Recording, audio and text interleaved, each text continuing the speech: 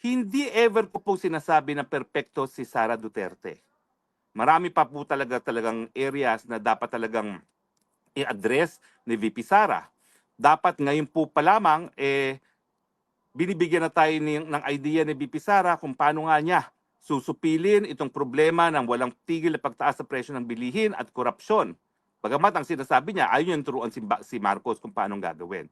Pero dapat, ngayon pa lang, dahil nakikita natin na wala na talagang tiwala at wala na pong approval rating ang taong bayan kay Marcos Jr., na siya ay tinitingnan na talaga bilang successor president. At siguro ngayon po dapat ilatag na ni VP Sara kung paanong roadmap na gagawin niya from day one, kung paano niya talagang susupilin ang problema ng inflation at ang problema ng korupsyon.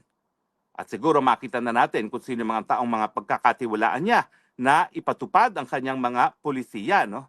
At siyempre, dapat nang pag-isipan ni VP Sara ano bang opsyon na po pwedeng gawin dahil talaga ang problema ngayon ay ang mga Kongreso at ang Senado. Masyado talaga silang nakipagsabwatan sa presidente para sa issue ng korupsyon.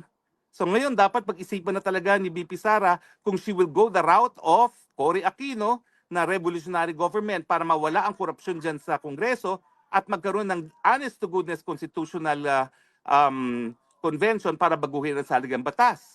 Ang aking suwestyon, dahil ako naman po minsan na naging miyembro din ng Kongreso, hindi po mapuputol ang korupsyon habang ang mga congressmen ay hinahalal on a per district basis. Kasi aasahan talaga ng constituents nila na magkaroon ng proyekto.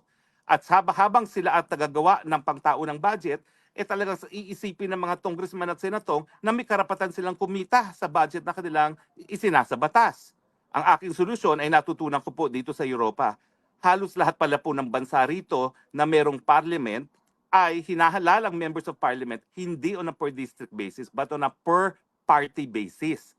Kasi pag ang mga congressman ay ihalal muna na ang tunay na basihan ay kanilang partido at ang partido nila ay naglatag ng plataforma de gobyerno, ang ipagbobotohan ng taong bayan ay yung plataforma na hinahain sa taong bayan at hindi ang mga personalidad.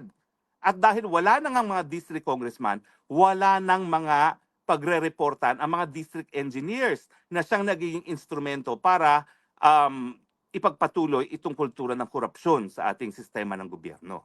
Isa lang po yan sa dapat sigurong pag-isipan kung tayo magkakaroon ng panibagong saligang batas. Ako po, hindi ako naniniwala na kinakailangan baguhin pa itong Senate at saka itong Congress. Sa akin, pwede na yan bicameral kasi nakikita talaga natin na nagkakaroon ng checks and balances. Ang ayaw ko lang, tanggalin na natin na on a per district basis natin hinahalal ang mga congressman. At saka panahon na ang ating basehan para piliin ang ating mga mambabatas ay hindi yung personalidad, hindi yung bilihan ng kanilang boto sa kada distrito, kung hindi yung plataforma ng mga partido na ihahain sa taong bayan. Yan po ang ginagawa nila sa Europa at mukha naman pong gumagana. Dito ko rin po ginaya yung universal healthcare, no, na ako mismo yung nakinabang na. 2 beses na ako naoperahan dito sa Netherlands at walang bayad, no? Dahil nga po obligasyon ng Estado na itaguyod ang kalugsugan ng lahat ng mga tao sa kanilang teritoryo, whether or not they are their own nationals, no? So anyway, so yan po ang mga findings. Wala na talagang kredibilidad, wala nang moral authority para ipagpatuloy ni Marcos Jr. ang kanyang pagiging presidente. Dapat ibigay na ang presidente, ang presidency kay Inday Sara Duterte at panahon naman para kay Inday Sara Duterte na ilatag kung anong gagawin niyang plano, kung anong mga plano niya para sugpuin ang problema ng walang tigil na pagtaas sa presyo ng bilihin at korupsyon sa ating sambayanan.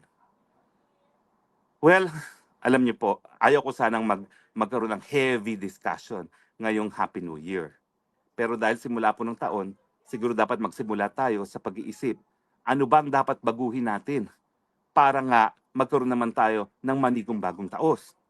Ang unang-unang dapat baguhin, tanggalin po ang bangag na walang kakayahan para mamuno bilang isang presidente, ipalit si Inday Sara Duterte at ang hamon ngayon kay Inday Sara Duterte, anong mga plano na ipapatupad mo para sugpuin ang problema na walang tigil na pagtaas ng presyo ng bilihin at ang problema ng korupsyon. Siguro naman po, kapag napagbigyan si Inday Sara Duterte dahil sa kanyang pagtitiwala at pag-a-approve ng taong bayan sa kanya, hindi naman po tayo mapipiko. Maraming salamat po sa inyong patuloy na pagtangkilik at again po, Happy New Year to all. Ito po yung Spokes ng Bayan. Palaging nagsasabi, I have only one country in this lifetime. That is the country, the Republic of the Philippines. And therefore, it is the only country that I will love and serve. God bless the Philippines.